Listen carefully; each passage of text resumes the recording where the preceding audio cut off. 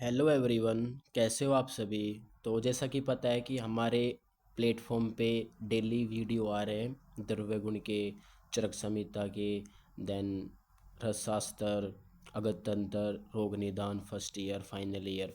तो हमारी सीरीज काफ़ी अच्छी चल रही है। तो जैसा कि मैंने आपको 3 प्लांट बताए थे, अपामार्ग, अश्वगंधा, अशोका, में भी आपने हमारी वीडियो देखी होगी। हमारे प्लेटफॉर्म पे तीनों आपकी वीडियो मिल जाएगी। और अगर आपको first year, second year and final year के कोई भी लेक्चर देखने हैं, नोट्स चाहिए, पीडीएफ चाहिए, हमारे प्लेटफॉर्म पे अवेलेबल है। हम हाथ की हाथ वीडियो अपलोड करते हैं एंड हैंड टू हैंड अपने व्हाट्सअप पे एंड हमारे इंस्टाग्राम पेज पे हम उसको अपलोड कर देते हैं। तो आप जाके देख सकते हो या फिर डायरेक्ट यहाँ से लिंक से आप डाउनलोड कर सकते हो हमारे नोट्स। तो हम आज बात करने वाले हैं चरक संहिता की। देखो, चरक संहिता में दो बेसिकली हम बुक देखते हैं, प्रथम भाग एंड द्वितीय भाग। प्रथम भाग डॉक्टर पीयूष एंड डॉक्टर निधि आपको कवर कराएगी, एंड जो सेकंड पार्ट है चिकित्सा स्थान से, वो मैं आपको बताने वाला हूँ। तो जो हमारे पास प्रथम भाग है उसमें सबसे पहला अध्याय है चिकित्सा स्थान। आपको पता है कि चरक संहिता में टोटल 120 अध्याय है और टोटल 8 अध्याय है, सॉरी 120 चैप्टर है एंड 8 अध्याय है। तो उस 8 अध्याय में आज हम बात करने वाले हैं चिकित्सा स्थान की। तो चिकित्सा स्थान में कुल 30 अध्याय का वर्णन किया गया है, ठीक है। तो 30 अध्याय का वर्णन किया गया है महर्षि चरक जी ने। तो 30 अध्याय कौन कौन से है, देखो मैंने यहाँ पे मेंशन कर रखी है, जैसे कि रसायन हो गया, वाजीकरण हो गया, जवर, रक्तपित्त, गुल्म, प्रमेय, कुष्ठ, शोष, उन्माद, छक्षीण, शोष, उदर, अर्श, ग्रहणी, पांडु, हिक्का, श्वास, कास, अतिसार, छर्दी, विसर्प, तृष्णा, विष, मधविकार, द्विपर्णीय, त्रिमरणीय, उरुस्तंभ, वातव्याधि, वातरक्त एंड यौन व्यापक। तो ये 30 अध्याय मैंने यहाँ पे मेंशन कर रखे हैं। अब आपको एक बात और ध्यान रखनी है कि जो चिकित्सा स्थान है ना, वो आचार्य सुश्रुत का बेस्ट माना गया है, ठीक है। तो चिकित्सा स्थान हमारे पास महर्षि चरक जी का बेस्ट माना गया है, ठीक है। देन हम बात करने वाले हैं इसके नेक्स्ट स्लाइड की। अब देखो, आपको है ना कुछ मैं बात बताता हूँ कि देखो हमारे पास जो सबसे पहला अध्याय है हमारे चिकित्सा स्थान का, वो है रसायन प्रकरण। तो हमारा जो रसायन प्रकरण है ना, वो पढ़ने से पहले आपको ये बात याद रखना बहुत जरूरी है। देखो, हमारे रसायन प्रकरण में कुल टोटल 4 पाद है और 63 अध्याय। इस पूरे चैप्टर की समरी मैं आपको यहाँ पे बता रहा हूँ इस 5 मिनट के अंदर कि टोटल रसायन प्रकरण में 4 पाद है एंड 63 टोटल योग है। 4 पाद कौन कौन से, ये रहे। देखो, पहला कौन सा है, ये अभ्यामल किए। दूसरा कौन सा है, प्राण प्राण कामनीय। तीसरा कौन सा है, कर प्रतीचीय। और चौथा कौन सा है, आयुर्वेद समुत्थानीय, ठीक है। तो 4 पाद का नाम क्या है, अभ्यामल किए, प्राण कामनीय, कर प्रतीचीय एंड चौथा आयुर्वेद समुत्थानीय, ठीक है। एंड इसमें कुल टोटल 63 योग है। देखो, मैं आपको यहाँ पे बता देता हूँ। पहला हमारे पास होता है अभ्या, दूसरा होता है हमारे पास प्राण, तीसरा हमारा होता है कर पर चित्या तीय, और चौथा हमारे पास होता है आयुर्वेद समुद्धानीय, ठीक है। तो देखो, पहला जो हमारे पास अभ्यामलकीय है, उसमें टोटल टोटल 6 योग का वर्णन किया गया है, ठीक है। पहले में 6 योग का वर्णन किया गया है, दूसरे में 37 योग का वर्णन किया गया है, तीसरे में 16 एंड फोर्थ में 4 योग का वर्णन किया गया है, ठीक है। तो 4 पाद कौन से है, अभ्या, प्राण, कर परिचय और आयुर्वेद समुत्थानीय। अभ्या में टोटल 6 योग है, देन 37, देन 16, देन 14, टोटल मिला के हो जाएंगे हमारे पास 63 योग, ठीक है। तो आपको ये याद रखने। तो कौन कौन से, एक बार मैं आपको फिर से बता देता हूँ। हमारे पास 4 योग अभ्या, देखो पहला है हमारे पास अभ्या, दूसरा है प्राण, तीसरा है कर पर चीतिय और चौथा हमारा आयुर्वेद समुत्थानीय। इसमें कितने हैं, 6। इसमें कितने हैं, 37। इसमें कितने हैं, 16। और इसमें कितने हैं, 4। आपको ये याद रखने हैं, ठीक है। आगे चलते हैं।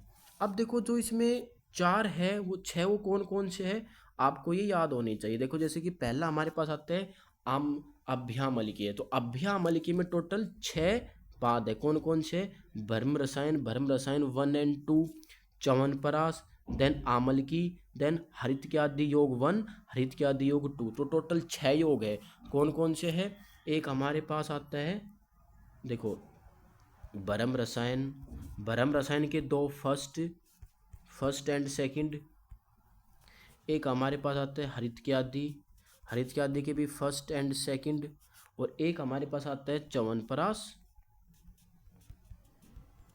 ये हो गया दो ये एक ये, और एक हमारे पास बचता है आमल की।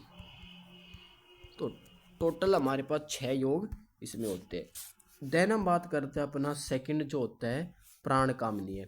तो प्राण कामनीय में टोटल 37 योग होते हैं। कौन कौन से होते हैं इधर देखो, आप है ना इसमें याद रख सकते हो। देखो 37 कौन कौन से हैं? सबसे पहला होता है हमारे पास नागबला, देन 10 बलात्तक योग, 19 बलादि रसायन, एक होता है हमारे पास, एक होता है आमलक अवले, आमलक चूर्ण, और आमलक घर्त, सहसपाक आमलक घर्त। ठीक है, तो तीन तो हमारे पास आमलक से हो जाएंगे ना, सॉरी चार भी लिख लो, सतपाक आमलक घर्त। ठीक है, तो एक सहसपाक आमलक घर्त, एक सतपाक आमलक घर्त, एक आमलक चूर्ण, एक आमलक अवले, एक आ जाएगा विडंग अवले। ठीक है, तो ये इस प्रकार आप 37 नाम याद रख सकते हो। ठीक है, तो कौन कौन से है ये देखो। तो हमारे पास जो दूसरा योग था प्राण कामनीय, उसमें कौन कौन से थे? 10 तो हमारे पास हो जाएंगे बलात्तक के योग। ठीक है, 19 हमारे पास हो जाएंगे, 10 है, ठीक है 10 है ये, 19 हमारे पास हो जाएंगे बलाधि रसायन, एक हो जाएगी हमारे पास नागबला। तो ये हो गए टोटल 20। ठीक है, तो ये हो गए नागबला, बलाधि रसायन, और 19 हमारे पास बलाधि रसायन, और 10 हमारे पास बलात्तक योग हो गए। अब हमारे पास कौन सा बचता है? एक देखो, अब आमलक से आप चार याद रख सकते हो। पहला तो हमारे पास आमलक घर्त, ठीक है, एक हमारे पास बचता है आमलक चूर्ण, एक आमलक अवले, और एक हमारे पास बचेगा सहसपाक आमलक गर्त, सहसपाक आमलक गर्त, और एक सतपाक आमलक गर्त, सतपाक। तो तीन गर्त देखने को मिलते, एक आमलक गर्त सिंपल, एक आमलक सतपाक गर्त, और एक आमलक सहसपाक गर्त, और एक बचता है विडंग अवले। ठीक है, विडंग अवले। ठीक है, तो आप ये सारे याद रख सकते हो। मैं इसकी पीडीएफ आपको सेंड कर दूंगा, लिंक से आप डाउनलोड कर लेना। तो हमारे पास टोटल 37 में कौन कौन से आते हैं? नागबला, 10 बलात्तक योग, 19 बलादि रसायन, आमलक अवले, आमलक चूर्ण, आमलक घर्त, आमलक सतपाक घर्त, आमलक सहसपाक घर्त, और विडंग अवले आते हैं। देन हम बात करते हैं अपना जो थर्ड योग है, उसका नाम होता है हमारे पास प्राण कर प्रचितीय में टोटल 16 योग आते हैं। कौन कौन से? इधर देखो आप, ये रहे। तो तीन तो हमारे पास पीपली के योग हो गए, चार हमारे पास त्रिफला हो गई, पीपली 1 2 3 एंड त्रिफला 1 2 3 4। एक हमारे आता है शिलाजत्तु रसायन, एक आता है केवल आमलक, एक आता है लेयादि, एक आता है इंद्र, एक आता है आमलक भरमा, एक आता है मंडूकपर्णी, एक आता है यष्टि मधु, एक आता है गुडूची। ठीक है, अगला कौन सा होता है? गुडूची के बाद हमारे पास आता है शंख पुष्पी। ठीक है, तो टोटल हमारे पास ये कितने हो गए? 16 हो गए। कौन कौन से है इधर देखो आप, 16 में से सबसे पहला तो पीपली के 3, त्रिफला के 4, तो ये हो गए। उसके बाद कौन कौन से हैं? हमारे पास शिलाजतु, ठीक है, केवल आमलक, उसके बाद कौन सा है? ले आदि, उसके बाद कौन सा है हमारे पास? एंदर। देन हमारे पास कौन सा आता है? मंडूकपर्णी। अगले पास कौन सा आता है? यष्टि मधु। अगला कौन सा है? गुडूची। और एक आता हमारे पास शणपुष्पी। ठीक है, तो ये 16 हो गए हमारे पास कर पर्ची तिये योग के, ठीक है। तो 16 याद हो गए। अब बात करते हैं हमारे पास जो लास्ट योग है हमारे पास, उसका नाम है हमारे पास आयुर्वेद समुत्थानीय। इसमें टोटल 4 योग है। कौन कौन से हैं? एक हमारे पास इंद्रोरक्त रसायन 1, इंद्रो रसायन 2, एक हमारे पास द्रोणी परवासिक, और एक होता है आचार रसायन। तो टोटल हमारे पास ये 4 योग हो गए आयुर्वेद समुत्थानीय के। तो हमने इस प्रकार इस पूरे चैप्टर की समरी को देख लिया है। तो समरी कैसे क्या कहेंगे हम? इसमें टोटल 4 योग होते हैं। कौन कौन से होते हैं? अभ्या, प्राण, कर प्रतीच्य और आयुर्वेद समुत्थानीय। कोई कितने कितने योग होते हैं? प्राण में होते हैं हमारे पास 6 योग, इसमें होते हैं हमारे पास 37 योग, इसमें होते हैं हमारे पास 16 योग, इसी में होते हैं 4 योग, टोटल मिला के हो जाएंगे 63 योग हो जाएंगे। अब आगे चलते हैं। अब देखो अगले जो इसमें बता रखा है, ये देखो। अब हम बात करने वाले सबसे पहला जो हमारे पास अध्याय आता है, उसका नाम आता है ये प्रथम अध्याय का नाम है अभ्यामलकीय रसायन पादम व्याख्यानाम। अभ्यामलकीय रसायन पाद व्याख्यानाम। हम सबसे जो पहला हमारा पाद है या जो योग है, हम वो देखने वाले अभ्य आमलकीय के बारे में। तो अभ्य आमलकीय में टोटल 6 योग आते थे। आपने जैसे कि हमने देखा, ब्रह्म रसायन के 2, हरितक्यादि के 2, आमलकी और च्यवनप्राश। तो सबसे पहले हम यहाँ पे देखने वाले भेषज के पर्याय। तो भेषज के पर्याय इंपॉर्टेंट है। तो देखो भेषज के पर्याय है ना, आचार्य चरक जी ने 10 बताए हैं। कौन कौन से हैं? चिकित्सक है एक तो हमारा, एक व्याधिहर, एक पथ्य, एक साधन, एक औषध, एक प्रायश्चित, एक प्रशमन, एक प्रकृति स्थापन, एक हित। तो टोटल 10 पर्याय आचार्य चरक जी ने बताए। आपको बुक में भी देखने को मिल जाएगा। आप है ना बुक को एक बार अपने सामने रख के एक बार ये चीज़ रिवाइज करोगे तो आपको जल्दी याद हो जाएगी। तो पहला कौन सा है? चिकित्सक, व्याधिहर, पथ्य, साधन, औषध, प्रायश्चित, प्रशमन, प्रकृति स्थापन एंड हित। अब बात करते हैं इसमें थोड़ा बहुत, एक बार मैं आपको बता देता हूँ। देखो हमारे पास 3 हमारे पास आचार्य है, चरक, वाग्भट और सुश्रुत। तो आचार्य चरक जी ने 10 पर्याय बताए हैं, वाग्भट जी ने 8 पर्याय बताए हैं, और सुश्रुत ने टोटल सुश्रुत ने हमारे पास, एक मिनट रुको, चरक जी ने एक सेकंड, हमारे पास चरक, सुश्रुत और वाग्भट। तो चरक ने बताए हैं 9 पर्याय, वो मेंशन मैंने गलत कर दिया, उसको सही कर लेना। 9 पर्याय बताए, ठीक है। आचार्य सुश्रुत ने बताए हैं 10 और आचार्य वाग्भट ने बताए हैं 8। तो जो आचार्य सुश्रुत के जो 9 पर्याय, आचार्य चरक जी के जो 9 पर्याय है ना, वही आचार्य सुश्रुत के हैं। मतलब इसके 9 पर्याय और इसके 9 पर्याय इक्वल है। लेकिन आचार्य सुश्रुत जी ने जो एक पर्याय अलग से बताया है, उसका नाम है शांतिकरम। आप इसको याद रखना, ठीक है, शांतिकरम। तो शांतिकरम जो पर्याय है ना, वो आचार्य सुश्रुत जी ने एक और एडिशनल बताया है। और जो आचार्य वाग्भट का है ना, वो इधर देखो, आचार्य वाग्भट ने 8 पर्याय बताए। तो 8 पर्याय में से आचार्य वाग्भट ने जो 2 पर्याय है ना, प्रकृति स्थापन और व्याधिहर, ये नहीं बताए। तो ये याद रखना, ये नहीं बताया आचार्य वाग्भट जी ने। इसने कौन सा बताया है? इसने बताया भिषक गति, भिषक जीत, ठीक है। तो इसने भिषक जीत के बारे में बताया है। तो आप इन तीनों को ऐसे याद रख सकते हो। ऐसे देखो, जैसे कि ये है हमारे पास, तो भेषज के पर्याय हमारे पास आचार्य सुश्रुत जी ने कितने बताए हैं? 9, आचार्य वाग्भट ने 8 एंड आचार्य सुश्रुत ने 10। तो इसके 9 इक्वल है। इसने एक एडिशनल बताया था शांतिकरम। आचार्य वाग्भट जी ने 2 नहीं बताए जो आचार्य चरक ने बताए थे, प्रकृति स्थापन एंड व्याधिहर। इसने एक और बताया था, उसका नाम क्या था? भिषक जीत, ठीक है। तो ये आप भेषज के पर्याय याद रख सकते हो। देन हम बात करते हैं अपने नेक्स्ट स्लाइड की। तो यहाँ पे हम बात करने वाले भेषज के प्रकार।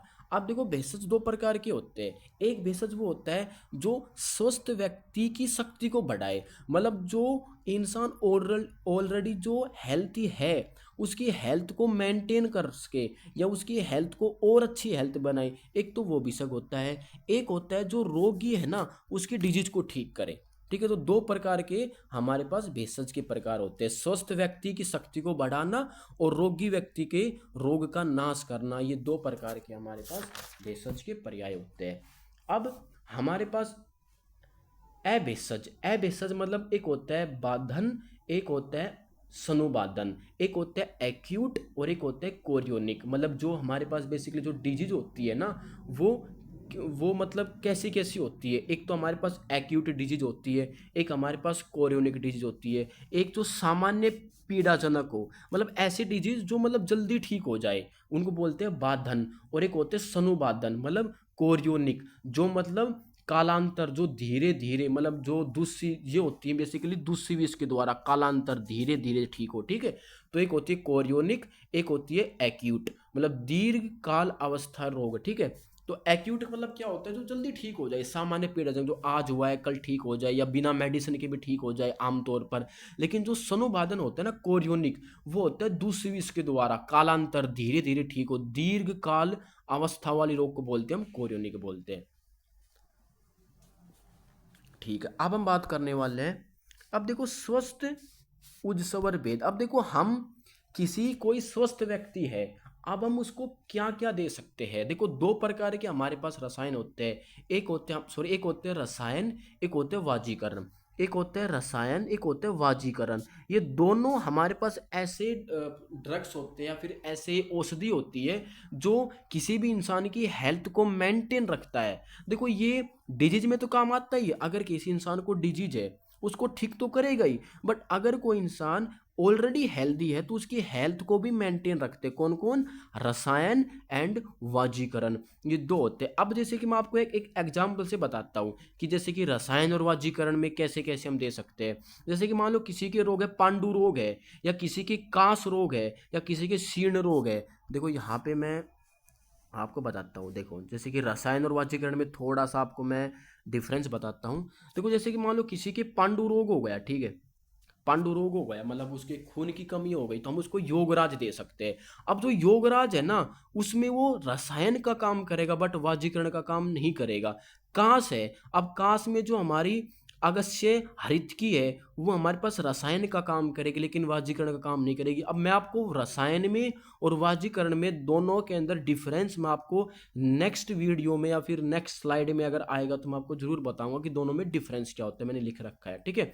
तो रसायन और वाजीकरण दोनों अलग अलग चीज होती है, बट इन दोनों में सिमिलरिटीज क्या होती है, ये दोनों ही हेल्थ को मेंटेन रखती है।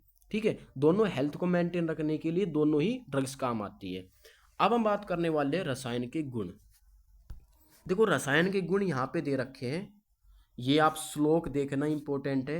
ये रहा, दीर्घमायु स्मृति मेधा आरोग्य तरुण व्यय प्रभाव वर्ण सर्व सौंदर्य ध्येय इंद्रिय बलम परम वाक्य सिद्धि परिणति कांति। देखो इसका मतलब होता है दीर्घ आयु, जो हमारी आयु को दीर्घ करे, हमारी उम्र को बढ़ाए। दीर्घ आयु स्मृति, स्मृति मेधा आरोग्य, जो हमारी स्मृति होती है ना, हमारी माइंड की इंटेलिजेंसी, हमारी स्मृति, हमारी मेधा, इनको जो ठीक करे, आरोग्य, इनको जो आरोग्य करे। अगर इनमें कोई बीमारी है मतलब स्ट्रेस, स्ट्रेस को स्मृति मेधा इनको ठीक करे। तरुण व्यय मतलब इनकी उम्र को बढ़ाए। ठीक है। प्रभाव वर्ण सवर सौंदर्य, जो हमारे प्रभाव को मतलब हमारा जो वर्ण होता है सुंदर, हमारी सुंदरता को, हमारा जो स्ट्रेस, जो हमारी बॉडी के अंदर स्ट्रेस होता है ना, उस स्ट्रेस को रिलीज का काम बेसिकली हमारी स्ट्रेस रिलीजिंग ड्रग्स होती है। तो हमारे प्रभाव वर्ण सवर सौंदर्य, हमारा सवर, हमारा वर्ण, हमारा प्रभाव, इनको ये सुंदरता पैदा करता है या इनका प्रभाव ज्यादा करता है। ध्येय इंद्रिय बलम, हमारी जो हमारा ध्येय, हमारा शरीर, हमारी इंद्रिय, ध्येय इंद्रिय बलम, हमारे ध्येय को, हमारे इंद्रिय को बल देता है। वाक सिद्धि, हमारा जो आवाज है ना उसकी सिद्धि करता है। और कांति, हमारे शरीर के अंदर क्रांति लाता है, युद्ध करने की शक्ति पैदा करता है। तो रसायन के गुण क्या क्या हो गए देखो, दीर्घ दीर्घम आयु स्मृति मेधा आरोग्य तरुण व प्रभाव वर्ण स्वर सौंदर्यम ध्येय इंद्रियम बलम परम वाक सिद्धि परिणति कांति। तो हमारी आयु को दीर्घ करता है, हमारी स्मृति मेधा की आयु को बढ़ाता है, हमारी इंटेलिजेंसी को मेंटेन रखता है, प्रभाव हमारे प्रभाव को, हमारे वर्ण को, हमारी सुंदरता को ये दीर्घ करता है, मतलब ज़्यादा करता है। ध्येय हमारे शरीर को, इंद्रिय को ये बल देता है, हमारी वाक सिद्धि करता है। तो ये हो गई रसायन के गुण। तो हमने बेसिकली रसायन देखा कि रसायन के गुण क्या क्या होते हैं, तो ये रसायन के सारे गुण होते हैं, ठीक है। अब बात करते हैं नेक्स्ट स्लाइड की। अब हम बात करने वाले हैं रसायन की परिभाषा। अब देखो रसायन की परिभाषा क्या कहता है, देखो ये रही रसायन की परिभाषा। देखो ये कहता है कि लाभोपाय ही सस्ताना रसादिना रसायनम शरीर में परस्त रस रक्त आदि धातुओं की उपलब्धि करना। देखो यहाँ पे लिखा गया है शरीर में परसत जितनी भी हमारी रस रक्त धातु है, रस रक्त मांस मेद अस्थि मज्जा शुक्र, इनकी उपलब्धि करता है, मतलब इनकी शक्ति को बढ़ाता है बेसिकली, ठीक है। तो लाभोपायी रसनाना रसादिना रसायनम, जो हमारी रस आदि धातु होती है उनकी उपलब्धि, ये शरीर में जितनी भी हमारी धातु होती है उनकी उपलब्धि करता है, उनको बोलते हैं हम रसायन। तो हमने रसायन की परिभाषा देखी, हमने रसायन के गुण देखे, ठीक है।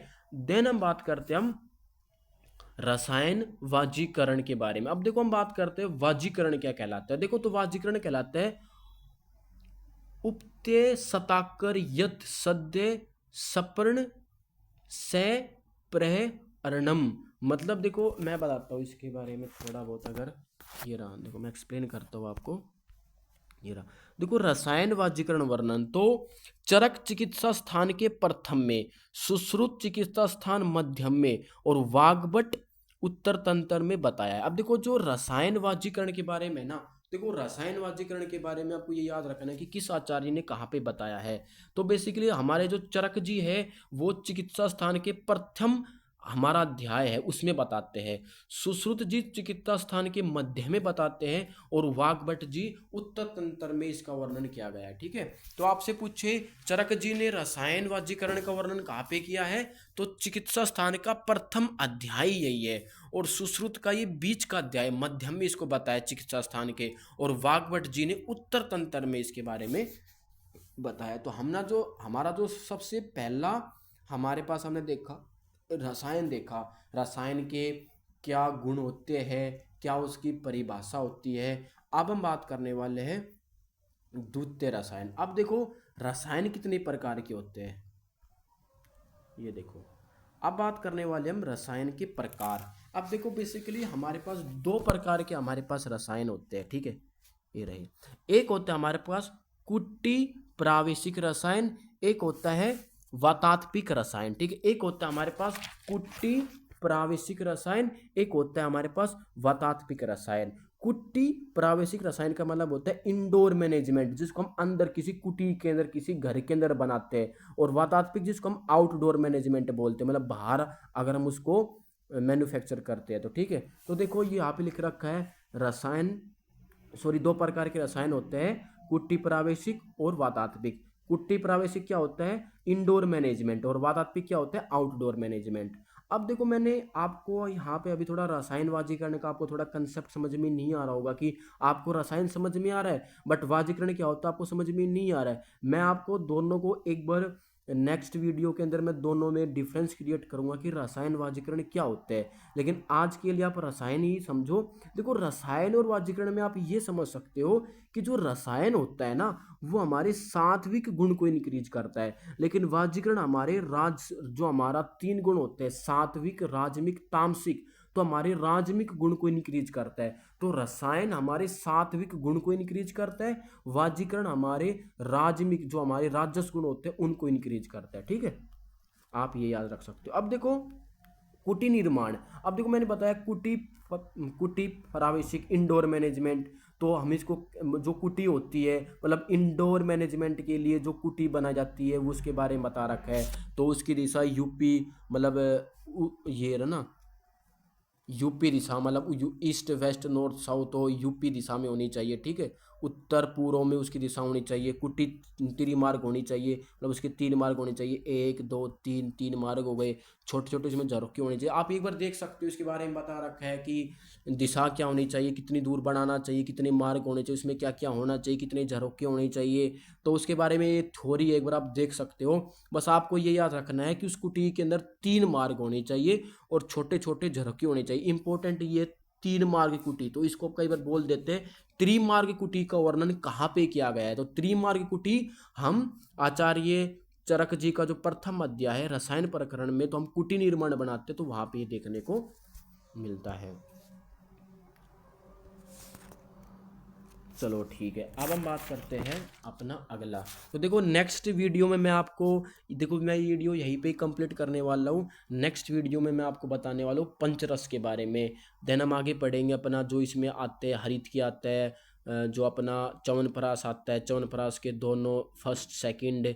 देन हमारे पास हरित के आदि के जो 2 आते हैं फर्स्ट सेकंड, हमारा च्यवनप्राश आता है। एंड हमारा जो भ्रम रसायन आता है, हम इसमें वो सॉरी अमल क्या है वो इसमें हम देखने वाले हैं, ठीक है। तो नेक्स्ट वीडियो में आप बने रहना। नेक्स्ट वीडियो कल शाम तक अपलोड हो जाएगी, आप एक बार यूट्यूब पे देख सकते हो। तो आज की वीडियो के लिए इतना ही। Thank you so much. और इस वीडियो की पीडीएफ नोट्स मैं आपको अवेलेबल करा दूंगा। आप चाहो तो हमारे टेलीग्राम ग्रुप को ज्वाइन कर सकते हो, व्हाट्सएप ग्रुप को ज्वाइन कर सकते हो। आपको ये सारी पीडीएफ वहाँ पे आपको अवेलेबल हो जाएगी। Thank you so much.